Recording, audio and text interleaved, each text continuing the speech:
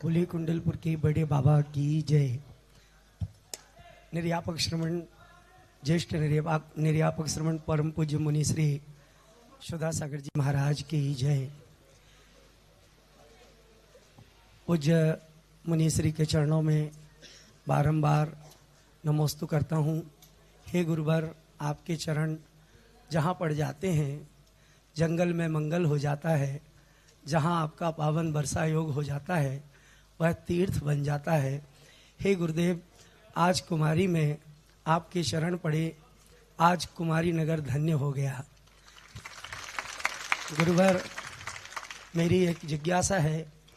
आदिनाथ भगवान के मोक्ष कल्याणक के अवसर पर बागपत उत्तर प्रदेश में एक अनुष्ठान चल रहा था। उसमें किसी कारण से अकस्मात एक दुर्घटना हुई, जिसमें जो परिवार के शोक संतप्त परिवारजन हैं वे आपका आशीर्वाद चाहते हैं, एवं जो लोग गंभीर रूप से घायल हुए हैं उनके लिए भी आपका आशीर्वाद मिले, एवं ऐसे कार्यक्रम में किस प्रकार से समाज और सावधानी रखे, आपका आशीर्वचन प्राप्त हो, यही हमारी भावना है। आपके चरणों में अनंतों बार नमोस्तु। बहुत बड़ी बात तो नहीं जी। देखो क्या हो रहा है, जो घटना हुई है उसका बड़ा दुख है, खेद है। और वो कार्यक्रम एक सुनकर जैनियों में तो ये पहली घटना थी इतनी बड़ी। हमने पहले कोई धार्मिक कार्यक्रम में जैनियों के इतनी बड़ी घटना कभी सुनी नहीं है। सबसे बड़ी चूक करते हैं अपन, थोड़ा सा व्यवस्थाओं को पहले से सावधान होकर के मजबूत व्यवस्थाएं नहीं करते। एक बार एक पुलिस वाले ने हमसे बहुत अच्छी बात कही थी, एसपी साहब थे। उन्होंने कहा, महाराज जी, आप लोगों के समाज में मंदिर खूब अच्छे बनाते हैं, खूब खर्च करते हैं, पैसा करते हैं, मूर्तियां अच्छी बैठाने लगे, सोने चांदी की छत्र आदि सब कुछ करेंगे, कहीं कमी नहीं है। लेकिन सुरक्षा व्यवस्था के संबंध में पूरी जैन समाज मंदिरों में बिल्कुल कमजोर रहती है। सुरक्षा व्यवस्था कुछ होती ही नहीं है, कोई सुरक्षा व्यवस्था पर ध्यान नहीं देते। ना तो कोई अच्छी तरह कैमरे लगाते हैं, ना कोई उसकी सुरक्षा के लिए गार्ड आदि की व्यवस्था करते हैं। तो इतना सब करते हैं तो उसकी सुरक्षा भी होना चाहिए। इसी प्रकार अपन लोग जब कार्यक्रम करते हैं, कलशारोहण करते हैं शिखरों पर मानस्तंभ का, तो सबसे बड़ी कमजोरी करते हैं पहाड़ बनाने में। पहाड़ जो बांस की नहीं, बल्लियों की नहीं, आजकल तो लोहे के स्ट्रक्चर बनने लगे हैं, बहुत अच्छे अच्छे स्ट्रक्चर, लेकिन थोड़ी सी कंजूसी कर जाते हैं, थोड़ा सा पैसे, अरे एक दिन के लिए है, क्या करना है, क्या सोच लेते हैं 2 घंटे का तो काम है, होता भी 2 घंटे का, 2 घंटे का क्या है, कलशारोहण तो 10 मिनट का होता है। तो ये सोच के कि अरे भाई करना क्या है, 1 घंटे का तो काम है, 1 घंटे पर नहीं, 1 घंटे के काम में जिंदगी भी जा सकती है। जिस ढंग से ठीक है वो हर साल कार्यक्रम होता था, लेकिन ये मत समझो कि हर दिन हम सही को साथ चल रहे हैं तो आज भी हम सही चलेंगे। हमेशा सावधान रखना चाहिए, और जितनी क्षमता होती है उस क्षमता के अनुसार ही पहाड़ पे जाना चाहिए। और जब ज्यादा भीड़ होने की संभावना हो तो डबल जीना होना जरूरी है। डबल जीना होना, इमरजेंसी का कोई भी उतार का साधन नहीं था, एक तरफ से ही जा रहे थे। हमेशा जब भीड़ बहुत हो, अधिक लोगों को जाने की संभावना हो, तब उसको नियम से 2 जीने बनाना चाहिए। मैं कई बार सांगानेर वगैरह में इतने बड़े महोत्सव होते हैं तो मैं सबसे पहले एक ही कहते हैं, लौट के कोई नहीं जाएगा, और लौट के और इतना सकड़ा बनाओ कि 1 से 2 वहां चढ़ना चाहें तो चढ़ भी न पाए। ये पुलिस वालों से हमने बहुत व्यवस्था सीखी।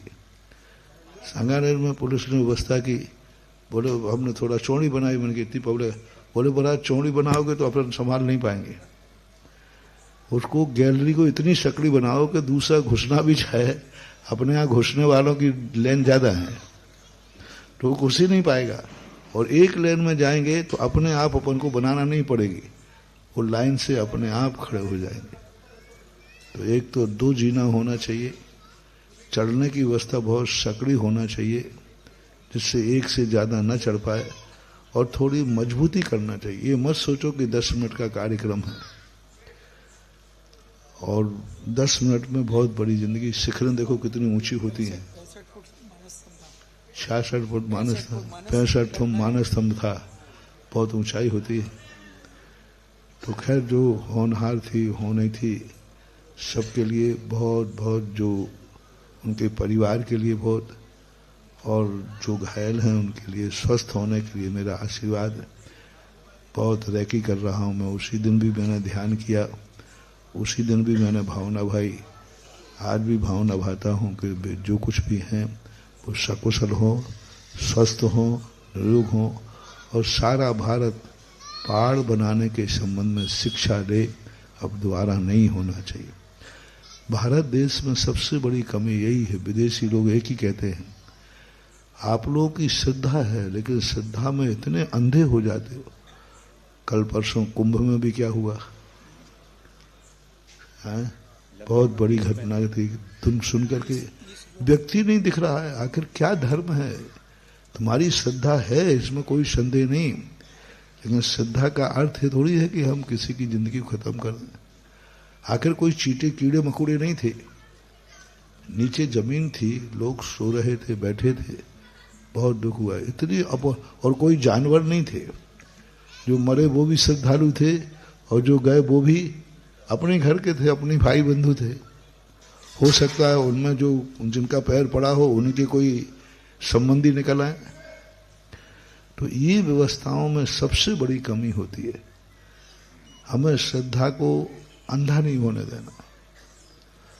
हमारे यहाँ एक बात और कही है कि कुचित कदाचित तुम नहीं कर पाए तो भावना में बहुत ताकत होती है। महानुभाव, मन चंगा तो कठौती में गंगा। मान लीजिए तुम भीड़ के कारण नहीं कर पाए, चिंता मत करो, भावना भाव नाश नहीं होती है। हम यहाँ कुएं का पानी भी यदि सच्ची श्रद्धा से गंगा का मान के ढालेंगे तो वह जल गंगा का ही कहलाएगा, क्योंकि हम वहां नहीं पहुंच पा रहे, नहीं जा पा रहे। भावनाओं से भी हम कर सकते हैं, क्रियाओं से जब ही करना चाहिए जब उसमें कोई दुर्घटना की संभावना न हो।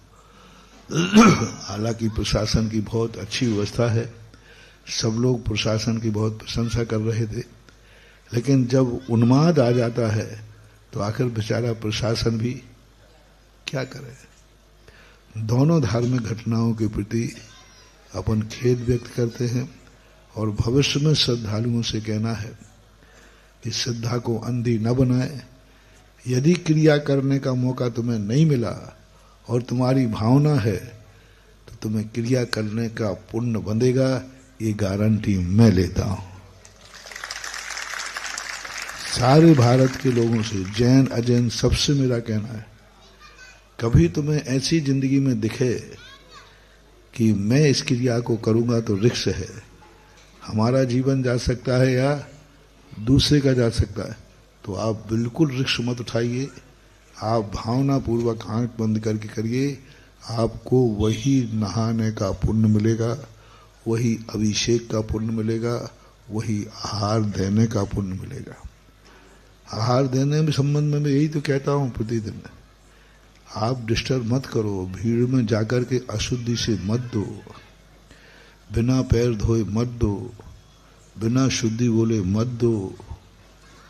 नहीं दे पा रहे हो तो मैं तुम्हें गारंटी देता हूं कि तुम नहीं दे पाए और तुम्हारी भावना है, तुम्हें आहार देने का बराबर पुण्य लगेगा, बराबर बराबर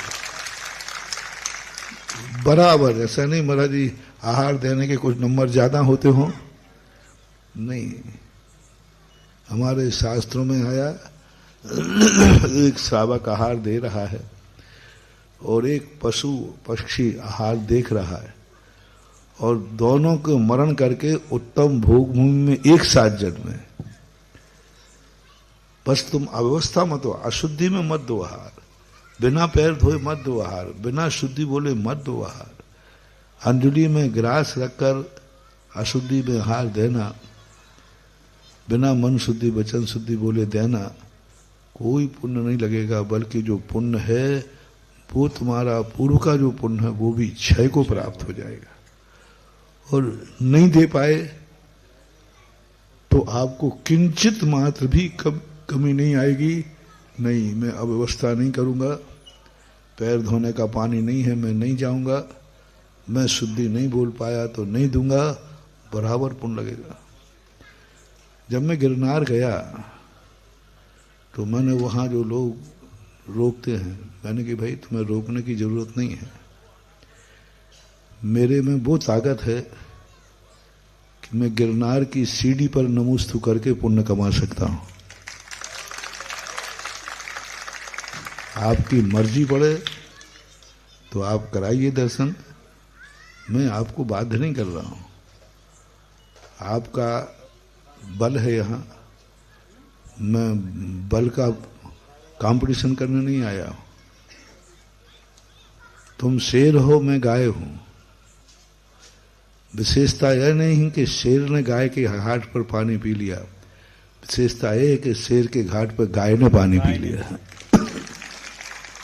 मैंने वहां यही वक्तव्य दिया, मैंने कि आप लोग शेर के समान हैं, आप लोग ताकतवान हैं, शक्तिमान हैं, हमारे पास कोई ताकत नहीं, कोई शक्ति नहीं, मैं लड़ूंगा नहीं। लेकिन गाय बनकर के शेर के सामने पर यदि तुम शेर को गाय को पानी पीना दें तो तुम्हारी मर्जी है, नहीं तो कोई जरूर नहीं, आप मना कर दीजिए। मैं सीढ़ी पर नमोस्तु करूंगा और वही पुण्य पाऊंगा जो गिरनार की टोंक का पुण्य होता है। क्योंकि हिंसा से, राग द्वेष की अपेक्षा तो भाव शुद्ध रहे ना। पर उन्होंने इस बात से इतने प्रभावित हुए कि मुझे नेमिनाथ भगवान के पूरे चरण का 20 मिनट तक अभिषेक, पूजन, पूरा स्वयंभू स्तोत्र, 24 भगवानों का स्तोत्र, पूरे 24 भगवानों का स्तोत्र, पूर्ण निरालंब चरणों के दर्शन मिले। पर और मैंने उनको कहा जीत मेरी हुई कि शेर के घाट पर गाय ने पानी पिया। मैंने उनको यही कहा अंत में, मैंने कि भाई शेर के घाट पर गाय ने पानी पिया, यदि तुम्हारे लिए कुछ सगुन मिला हो तो आप भी हमेशा गायों को पानी पीने का मौका दे दिया करो। तो ये स्थितियां हमें हर समय ध्यान रखना है, सभी जगह। चाहे चौके का हो, बहुत भीड़ कर लेते हैं, अशुद्धि का ध्यान नहीं रखते, मंदिरों में यही भीड़ कर लेते हैं, समझाना पड़ता है। नहीं, हर चीज में ये दुर्घटना 1 सेकंड लगती है, दुर्घटना कह के नहीं आती, दुर्घटना कह के नहीं आती। अंदाजा भी नहीं कर सकते कि तुम कर क्या लोगे।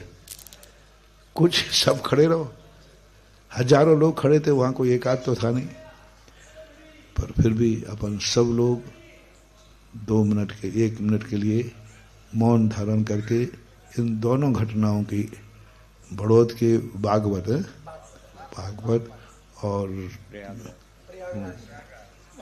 प्रयागराज महाकुंभ के संबंध में जो घटनाएं हुई, 2 मिनट करके उन सब के लिए श्रद्धांजलि, उनके प्रति उनकी आत्माओं को शांति हो और जो घायल हो उनको सुख हो।